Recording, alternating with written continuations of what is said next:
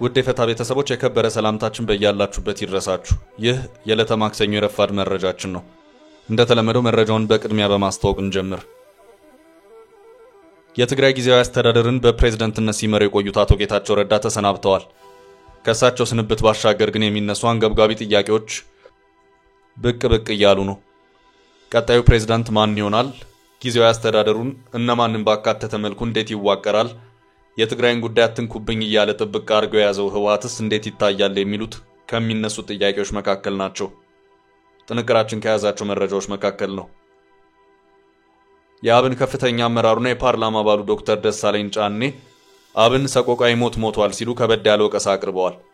አብን በምርጫ ቦርድ በህግ ባይሰረዝም እንኳን በተግባር ግን ጉባኤ እንዳያካሄድ ተደርጎ ሰቆቃዊ ሞት እንዲሞት የተደረገ ፓርቲ ነው ያሉት ዶክተር ደሳለኝ አብንን በአራጣ መክሰሳቸው ሌላኛው አነጋጋሪ ጉዳይ ሆኗል። የአብን ሊቀመንበር ዶክተር በለጠ ሞላ የድርጅታችንን ገንዘብ ለአራጣ የምናበድር ነውረኞች አልነበርንም አይደለንምም ሲሉ ምላሽ ሰጥተዋል። የአብን አመራሮች የቃላት ውርወራ የጥንቅራችን አካል ነው። በኦሮሚያ ክልል ሆሮ ጉድሩ ወለጋ ዞን ታጣቂዎች በሰነዘሩ ጥቃት ከ20 በላይ ሰዎች መገደላቸው ተሰምቷል። አጠር ያለ መረጃ እናደርሳለን።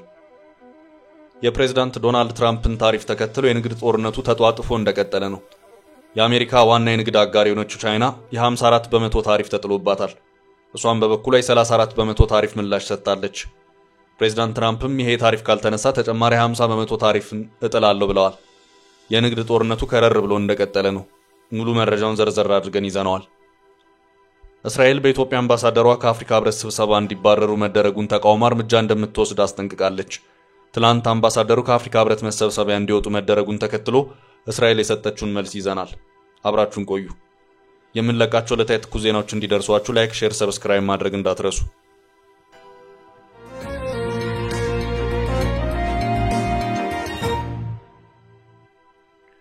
ከጌታቸው ባሻገር የመጡ ስጋቶች።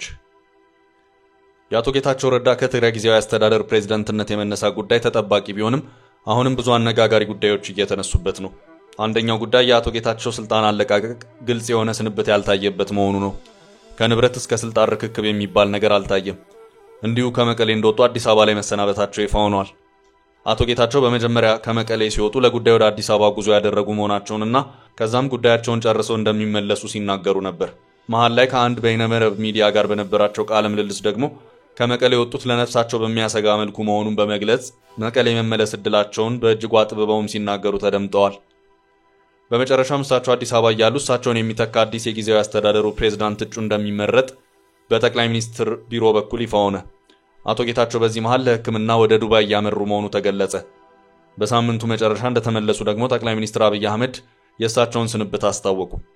አሁን የአቶ ጌታቸው ስንብት ይፋ ቢሆንም በቀጣይ ያለው የትግራይ አካሄድና አዳዲስ ሹመቶች እንደዚሁም የትግራይ ጊዜያዊ አስተዳደር አወቃቀር ምን መምሰል አለበት የሚለው ጉዳይ አሁንም ጥያቄ ሆኖ እየተነሳ ነው። ጥያቄዎቹ ሁለት ሆነው ይታያሉ። አንደኛው የትግራይ ጊዜያዊ አስተዳደር የሚዋቀር ከሆነ በምን መልኩና እነማንን ባካተተ ሁኔታ ሊዋቀር ይችላል የሚል ሲሆን፣ ሌላኛው ደግሞ አቶ ጌታቸውን የሚተካው ቀጣዩ የትግራይ ጊዜያዊ አስተዳደር ፕሬዝዳንት ማን ሊሆን ይችላል የሚለው ነው። የዶክተር ደብረጽዮን ህወሓት አቶ ጌታቸው ትግራይን ለቀው ከወጡ በኋላ ሁኔታዎችን በዝምታ እየተከታተለ ነው። የትግራይ ጊዜያዊ አስተዳደርን የሚመራው ፕሬዝዳንትን በተመለከተ የኢሜል ጥቆማ ማስታወቂያ ሲወጣ ህወሓት በዚህ ጉዳይ ላይ ብቻ አግባብነት የሌለው መሆኑን ከመግለጽ ውጪ ያለው ነገር የለም። እናም አሁን ከአቶ ጌታቸው ከኃላፊነት መነሳት ባሻገር የትግራይ ጊዜያዊ አስተዳደር ፕሬዝዳንት ማን ይሆናል የሚለውን በተመለከተም ሌላ ወሳኝ ጥያቄ ሆኖ እየተነሳ ነው። ህወሓት ከሱ ውጪ ቦታውን ሌላ ሰው ቢይዘው የማይፈልግ መሆኑን በግልጽ ሲያሳውቅ ቆይቷል። በዚህ ዙሪያ አዲስ አበባ ላይ ብዙ ውይይቶች ተደርገዋል። ህወሓት የፕሬዝዳንትነቱን ቦታ ለመልቀቅ በተወሰነ ደረጃ መለሳለስ አሳይቶ የነበረው ቦታው በሌተናል ጀነራል ታደሰ ወረደ እንዲያዝ ነበር። ሌተናል ጀነራል ታደሰ ወረደን በተመለከተ እስካሁን ባለው ሁኔታ ሲሆን አልታየም። እናም ቀጣዩ ፕሬዝዳንት ማን ሊሆን ይችላል? ይሄው አዲሱ ፕሬዝዳንት ምን ያህል እስከ ውዝግብ ነፃ ሊሆን ይችላል የሚለው አንደኛው ጥያቄ ነው። ሁለተኛው ፈታኙ ጉዳይ ትግራይ ጊዜያዊ አስተዳደርን በማዋቀሩ ረገድ በምን መልኩና እነማንን ባካተተ መልኩ መዋቀር አለበት የሚለውም ሌላኛው ፈተና ሆኖ ይታያል። የህብረተሰቡ የለውጥ ፍላጎትም ከፍተኛ መሆንና ህወሓትም ይህንን የለውጥ ፍላጎት የማስተናገድ ፍላጎት የሌለው መሆኑም እንዲሁ በፈተናነት የሚታይ ሆኗል። ህወሓት በጊዜው አስተዳደሩም በመጪው ምርጫም በትግራይ ያለውን የስልጣን የበላይነት ድርሻ አስጠብቆ መሄድ ይፈልጋል። እስካሁን ባለው አወቃቀር ህወሓት 50% ድርሻ ይዞ ቆይቷል። ጊዜው አስተዳደሩ እንደ አዲስ የሚዋቀር ከሆነም ህወሓት ይህንኑ ድርሻውን ማጣት አይፈልግም። ፕሬዝዳንትነቱንም መጠቅለል ይፈልጋል። በቀደመው ጊዜ በነበረው ብዙም ፍላጎት የነበራቸው የተለያዩ የትግራይ ፖለቲካ ኃይሎች በአዲሱ አወቃቀር ውስጥ መካተት እንደሚፈልጉም ከወዲሁ እየተናገሩ ነው። ይሄኛውም አንደኛው ፈተና ነው።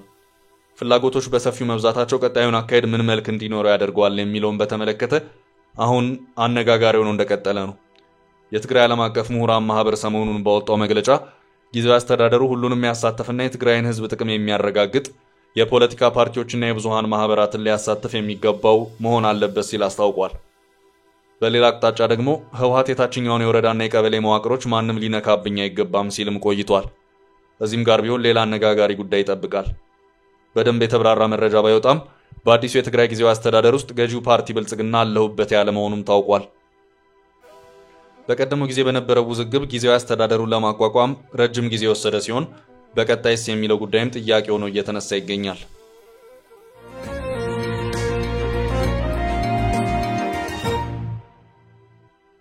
ወደ ቀጣይ ርዕስ አለፍ። የአብኑ አነጋጋሪው የአራጣው ውዝግብ። በአንድ ወቅት በአንድ የፓርቲ አመራርነትና ትግል ምዕራፍ ላይ የነበሩት የአማራ ብሔራዊ ንቅናቄ አብን አመራሮች የፖለቲካ ውዝግብ ውስጥ ታይተዋል። የአመራሮቹ የውዝግብ መንስኤ ሰሞኑ የፓርቲው የአመራር ምርጫ ነው። ዶክተር በለጠ ሞላ የድርጅቱ ፕሬዝዳንት ሆነው ተመርጠዋል። በዚሁ የምርጫ ጉባኤ ላይ ያልተገኙት የቀድሞ የድርጅቱ አመራር ደግሞ ከባድ ተቃውሞን ሰንዝረዋል። በዚህም የአብን ከፍተኛ አመራሩና የፓርላማ አባሉ ዶክተር ደሳለኝ ጫኔ አብን ሰቆቃዊ ሞት ሞቷል ሲሉ ከበድ ያለ ወቀሳ አቅርበዋል። አብን በምርጫ ቦርድ በህግ ባይሰረዝም እንኳን በተግባር ግን ጉባኤ እንዳያካሄድ ተደርጎ ሰቆቃዊ ሞት እንዲሞት የተደረገ ፓርቲ ነው ያሉት ዶክተር ደሳለኝ አብንን በአራጣ መክሰሳቸው ሌላኛው አነጋጋሪ ጉዳይ ሆኗል። አዲሱ የፓርቲው ሊቀመንበር ዶክተር በለጠ ሞላ ምላሽ ሰጥተዋል። የሁለቱ የፖለቲካ ሰዎች ምልልስ በማህበራዊ ትስስር ገጾቻቸው ላይ የተደረገ ነው። የውዝግቡን መነሻ አብን ከሰሞኑ ያካሄደው የአመራር ምርጫ ነው። ብዙ ዋጋ በከፈልንበት ፓርቲያችን ላይ እንደዚህ ያለ የመረረ ግምገማ ለማሳረፍ ያስገደደኝ ጉዳይ አብን መስራት የሚችለውን በወቅቱ በአጭር ጊዜ ሰራና በጥቂት የከፍተኛ አመራሩ ስህተቶች የፖለቲካ ገበያውን እንዲያጣ የተደረገ ከዚህ በኋላ ከመኖሩ ይልቅ ባለመኖሩ የአማራ ህዝብን የሚጠቅም ፓርቲ ነው ብዬ ስለማምን ነው ሲሉ ዶክተር ደሳለኝ የቅሬታ ክሳቸውን አሰምተዋል።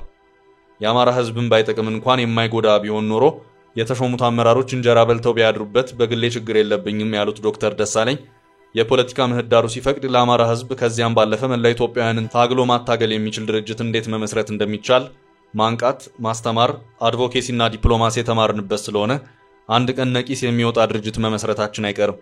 ዛሬ በርግጥ ፖለቲካዊ ጠመንጃ አፈሙዝ በሆነበት ሀገር የፓርቲ ፖለቲካ ከአጭር ጊዜ አንጻር ፋይዳው ዝቅ ያለ ነው ሲሉ የምክር ቤት አባሉ ሀሳባቸውን አስፍረው ታይተዋል። ዶክተር ደሳለኝ በይፋዊ ትስስር ገጻቸው አብንን በተመለከተ ባሰፈሩት ጠንካራ ትችታቸው አብንን በአራጣ መክሰሳቸው ሌላኛው አነጋጋሪ ጉዳይ ሆኗል። በአንድ ምሽት ወደ አይኤምኤፍ ተቀይረን አድረናል፣ የአራጣው ጉድ በአደባባይ ሲዘረገፍ የምንለው ይኖረናል ያሉት ደሳለኝ ጫኔ በሊቀመንበርነት ዘመናችን በጣም የምንኮራው አሳታፊና ዲሞክራሲያዊ አመራር በመስጠት የተራራቀ ባህሪ ያለውን ቲም ይዘን ስራ መስራት መቻላችን ነው ሲሉ አክለዋል። የአብን ሊቀመንበር ዶክተር በለጠ ሞላ የድርጅታችንን ገንዘብ ለአራጣ የምናበድር ነውረኞች አልነበርንም አይደለንም ሲሉ ምላሽ ሰጥተዋል። ትላንት አክብሮ ሊቀመንበር ያደረገህ ንቅናቄ ላይ ይህንን ነውረኛ ጽሑፍ በመጻፍህ የምር ሊጸጽትህና ልታፍር ነው የሚገባህ ሲሉ በይፋዊ የትስስር ገጻቸው ላይ ባሰፈሩት መልእክት አጽንኦት ሰጥተዋል። በእርግጥ በአንተ ምስኪን የፊት ገጽታና አሳሳች አንደበት ጀርባ የተደበቀ ማንነትህን ለሌላ ሰው ግልጽ ለማድረግ እጅግ ከባድ ፈተና መሆኑን እናውቃለን ያሉት የአብን ሊቀመንበር በለጠ ሞላ ብዙ ወከባ፣ ፍረጃ፣ እርግማንና አፍራሽ ተልእኮን ተቋቁመን ለፈተና ሳንንበረከክ የምንወደውን ትላንት እርሶን ጭምር ያሰባሰብንበትን ተቋማችንን አብን አስቀጠልን እንጂ በትነን የምንሄድ የታሪክ ድኩማኖች አይደለንም። ይሄ ምስኪን ፊትና ድምጽ ብዙ አሳፋሪ ነውር ጋርዶ ዘልቋል። ቢያንስ እኛ የድርጅታችንን ገንዘብ ለአራጣ የምናበድር ነውረኞች አልነበርንም አይደለንምም ሲሉም አመልክተዋል። ወደ ቀጣይ መረጃ አለፍ።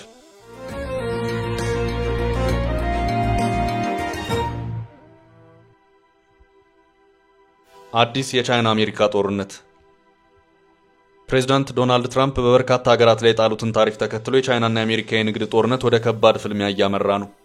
ፕሬዝዳንት ትራምፕ ቻይና ላይ የ54 በመቶ ታሪፍ ጥለዋል። ቻይናም የ34 በመቶ ታሪፍ ምላሽ ሰጥታለች። ፕሬዝዳንት ትራምፕ የቻይና ምላሽ በጥብቅ ኮንነው ቻይና አሁን ባሉት 2 ቀናት በአሜሪካ ምርቶች ላይ ጣለችውን የ34 በመቶ ታሪፍ የማታነሳ ከሆነ አሜሪካ ተከታይ ሌላ የ50% ታሪፍን የምትጥልባት መሆኑን አስታውቀዋል። ይህም ብቻ ሳይሆን ከቻይና ጋር የሚደረግ ምንም አይነት ንግግር ጭምር እንደማይኖር ትራምፕ ጨምረው አስታውቀዋል። ፕሬዝዳንቱ ቀደም ብለው በቻይና ላይ 10% ታሪፍ ጥለው ነበር። ከዚያም በተለየ ሁኔታ የተሽከርካሪ አምራቾች ላይ ሌላ ታሪፍን ሲጥሉ ቻይናም ተጨማሪ ታሪፍን ማስተናገድ ግድ አላት። ነገሩ በዚህ ሳይበቃ ትራምፕ ባለፈው ረቡዕ ከመቶ ያላነሱ ሀገራት ላይ አዲስ ታሪፍ ይፋ ሲያደርጉ ቻይናንም ጭምር አካተው 34% ታሪፍ ተጣለባት። እንደ CNN ዘገባ ከሆነ በዚሁ መሰረት በአሁኑ ሰዓት ትራምፕ ቻይና ላይ ጣሉት የታሪፍ መጠን በጠቅላላው ሲደመር 54% ደርሷል። ይህ ማለት ከታሪፉ በፊት በአሜሪካ ገበያ ውስጥ $100 ይሸጥ የነበረ አንድ ምርት ይህንኑ የ54% የትራምፕ ታሪፍ ተከትሎ ዋጋው በአንድ ጊዜ ወደ $154 ያሻቅባል ማለት ነው። አሁን ደግሞ 50% ታሪፍ እጥላለሁ እያሉ ነው። ትራምፕ ቀደም ብሎ ቻይና ላይ ከተጣለው የ54% ታሪፍ ላይ ተጨማሪ 50% ታሪፍ የሚጥሉ ከሆነ ጠቅላላ በአገሪቱ ላይ የተጣለው የታሪፍ መጠን 104% ይደርሳል ማለት ነው። ትራምፕ እኔ ለምጥልባችሁ ታሪፍ ምላሽ እንድትሰጡ አልፈልግም፣ ያ ከሆነ የሚከተለው ሌላ አዲስ ተጨማሪ ታሪፍ መሆኑን ወቁ በማለት እያስጠነቀቁ ሲሆን ከዚህ ቀደም ካናዳ ለሰጠችው የታሪፍ ምላሽ እጥፍ ምላሽን በመስጠት በካናዳ ላይ ከተጣለው የ5% ታሪፍ ላይ ወደ 50% ከፍ ያደረጉበት ሁኔታ የነበረ መሆኑ የሚታወስ ነው። ፕሬዚዳንት ትራምፕ አሁን ቻይና ለወሰደችው አጸፋዊ ምላሽ እስከ መጪው ማክሰኞ ለውጥ ካልታየ የኔ ምላሽ የሚሆነው የ50% ታሪፍ መሆኑ መታወቅ አለበት ሲሉም አስታውቀዋል። ቻይና ወደ አሜሪካ በምትልካቸው ምርቶች ከማንም በላይ ተጠቃሚ የሆነው ሸማቹ የአሜሪካ ሕዝብ ነው። ምክንያቱ ደግሞ የቻይና ምርቶች በአንጻራዊነት በርካሽ ስለሚገኙ ነው። ከዚህ ውጭ የቻይና ምርቶች ተቀብለው በአነስተኛ ሱቆች ደረጃ የሚቸረችሩ የአነስተኛ ድርጅት ባለቤቶችም የዚሁ የንግድ ግንኙነት ተጠቃሚ ሆነው ቆይተዋል። አሜሪካና ቻይና በ1970ዎቹ ዲፕሎማሲያዊ ግንኙነቶችን ጀምረው ወደ ንግድ ግንኙነት ሲገቡ ቻይና ወደ አሜሪካ ልትልካቸው የምትችላቸውና የአሜሪካንን የኢምፖርት የጥራት ደረጃ ላይ ያሟሉ የሚችሉ ብዙ ምርቶች አልነበሯትም። የነበሯት ምርቶች በቴክኖሎጂ ታግዘው የሚመረቱ ሳይሆኑ ከፍተኛ የሰው ኃይልን በመጠቀም የሚመረቱ ምርቶች ወይም ሌበር ኢንቴንሲቭ ፕሮዳክትስ የተባሉት ነበሩ። ሆኖም ቻይና በጥቂት ዓመታት ውስጥ ይህን ታሪክ በመቀየር የአሜሪካ ዋና የንግድ አጋር መሆን ችላለች። በዚህም ቻይና በአሁኑ ሰዓት የኤሌክትሮኒክስ ምርቶችን፣ ልዩ ልዩ ማሽነሪዎችን፣ ጨርቃጨርቅ፣ የኬሚካል ምርቶች፣ ብረታ ብረቶችን፣ ልዩ ልዩ የፕላስቲክ ውጤቶች፣ የቤትና የቢሮ ዕቃዎችና የመሳሰሉትን ምርቶች በስፋት ወደ አሜሪካ ገበያ ታስገባለች። ቻይና የአሜሪካ የንግድ አጋርም እንደዚሁም ተገዳዳሪ መሆን በጀመረችበት ወቅት በዚያው መጠን አሜሪካን ብትሆን የቻይናን አካሄድ ለመቆጣጠር ብዙ ጥራለች። ምርቶችን አመሳስሎ ማምረት፣ ሌሎችን ከገበያ ውጭ አድርጎ በመጨረሻ ገበያውን ለመቆጣጠር በሚያደርግ መልኩ የምርቶች የመንግስት ድጎማ የሚሉትና የመሳሰሉት ጉዳዮች በብዙ ሲያነጋግሩ ቆይተዋል። እነዚህ ጉዳዮች ምላሽ ያገኙት ቻይና የዓለምን የንግድ ስርዓት በአግባቡ ይመራል ተብሎ ወደ ተቋቋመው የዓለም ንግድ ድርጅት WTO እንድትገባ ሲደረግ ነው። ቻይና ወደዚህ ድርጅት የገባችው በአሜሪካ ጫናና ግፊት ነው። ድርጅቱን የተቀላቀለችውም የዛሬ 24 ዓመት እንደ አውሮፓውያን አቆጣጠር በ2001 ነበር። ከዚያ በኋላ ግን ቻይና በምርታማነቱና በኤክስፖርቱ ዘርፍ ተአምር ሰራች። በጊዜው የኢኮኖሚ ሪፎርም ስታካሄድ ሁለት መሰረታዊ ነገሮችን ታሳቢ ያደረገች። እነዚህም ማምረትና መላክ፣ ከዚያም የውጭ ምንዛሬን በከፍተኛ ደረጃ በማስገባት ተጨማሪ አቅምን መፍጠር የሚሉ ነበሩ። ለዚህ ደግሞ ምቹ ሆኖ የተገኘው የአሜሪካ ገበያ ነው። በእርግጥም በአሜሪካ የቻይና ምርቶች ሰፊ የገበያ አድማስነት የቻይና ማምረትና መላክ የሚለው አካሄድ ስኬት እያስመዘገበ ሄደ። የኤክስፖርት ገበያው የገቢ ዶላሮች ከ10 ቢሊዮኖች ወደ 100 ቢሊዮኖች ተሻገሩ። በዚህ ሂደት ውስጥ ቻይናም ጭምር የአሜሪካ ገበያ እየሆነች የሁለትዮሽ የንግድ ትስስሩ ስር እየሰደደ ሄደ። በፈረንጆቹ 2024 ቻይና ወደ አሜሪካ መላክ የቻለችው ምርት $439 ቢሊዮን ሲሆን አሜሪካ ወደ ቻይና የላከችው ደግሞ $143.5 ቢሊዮን ነበር። በሁለቱ መካከል ባለው የንግድ ልውውጥ ቻይና በ$296 ቢሊዮን ልዩነት ትመራለች። ትራምፕን ያንገበገባቸውም የሆነው ይህ ብቻ ሳይሆን አውሮፓ ህብረት ይባል ቻይና ወይም ጃፓን ሁሉም በአሜሪካ ምርቶች ላይ ታሪፍ ሲጥሉ፣ አሜሪካ ግን ለእነዚህ ታሪፎች ምላሽ የሰጠችበት ሁኔታ አልነበረም። አሁን ግን የምላሽ ጊዜው ነው በማለትም ነበር ትራምፕ የምላሽ ታሪፍ ያሉትን ይፋ ያደረጉት።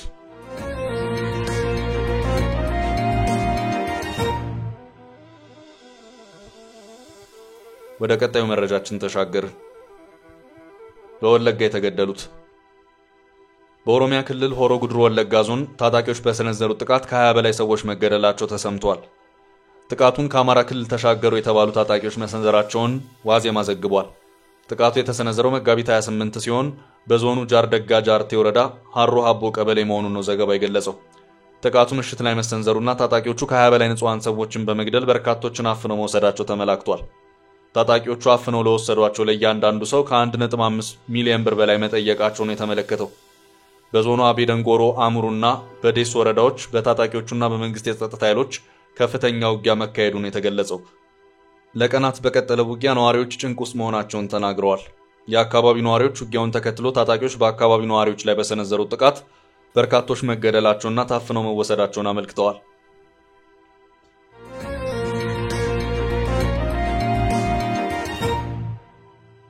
በቀጣይ ርዕስ እስራኤል ስለ አምባሳደሯ መባረር መልስ ሰጠች። እስራኤል በኢትዮጵያ አምባሳደሯ ከአፍሪካ ህብረት ስብሰባ እንዲባረሩ መደረጉን ተቃውማ እርምጃ እንደምትወስድ አስጠነቀቀች። አምባሳደሩ ከአዳራሹ መባረራቸውን በቀላሉ እንደማትመለከተው እስራኤል አስታወቀች። በኢትዮጵያ የእስራኤል አምባሳደር አቶ አብርሃም ንጉሴ በአዲስ አበባ ከሚገኘው ከአፍሪካ ህብረት አዳራሽ መባረራቸው መዘገቡ ይታወሳል። በአፍሪካ ህብረት ማንዴላ አዳራሽ በተካሄደው የሩዋንዳን ዘር ማጥፋት የተመለከተ ስብሰባ ላይ አምባሳደሩ ድንገት መገኘታቸው ተገልጿል። አንድ ዲፕሎማቲክ ምንጭ ለአልጀዚራ ሲናገሩ የአምባሳደሩ በስፍራው መገኘት ያልተጠበቀ ነበር ብለዋል።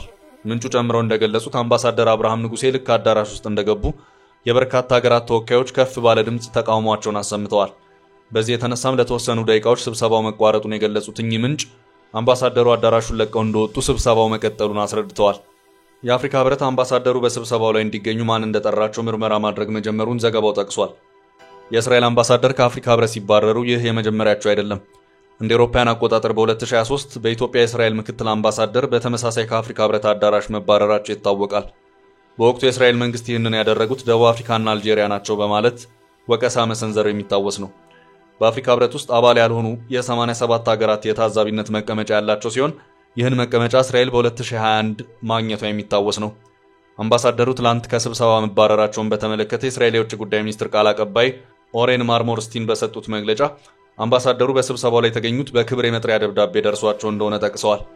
ይሁንና ይህን መጥሪያ በመላክ ጸረ እስራኤል አጀንዳ ያላቸው አካላት እንዲጠቀሙበት ማድረጉ አሳፋሪ ተግባር መሆኑን አስረድቷል። የሩዋንዳና የአይሁድ ህዝቦች ተመሳሳይ ታሪክ ያላቸው መሆናቸውን የጠቀሱት ቃል አቀባዩ ትላንት በአምባሳደሩ ላይ ይህን ድርጊት በፈጸሙ አካላት ላይ አስፈላጊው ዲፕሎማሲያዊ እርምጃ እንደሚወሰድባቸው ዝተዋል። ለዛሬ ያዝንላችሁን ርዕሰ ጉዳዮች እዚህ ላይ ቋጨን። ላይክ፣ ሼር እና ኮሜንት በማድረግ ለቻናላችን ድጋፋችሁን መግለጽ እንዳትዘነጉ እያልን ከሌሎች መረጃዎች ጋር ደግመን እስክንገናኝ ቸር ያሰማን ስንል ተሰናበትን።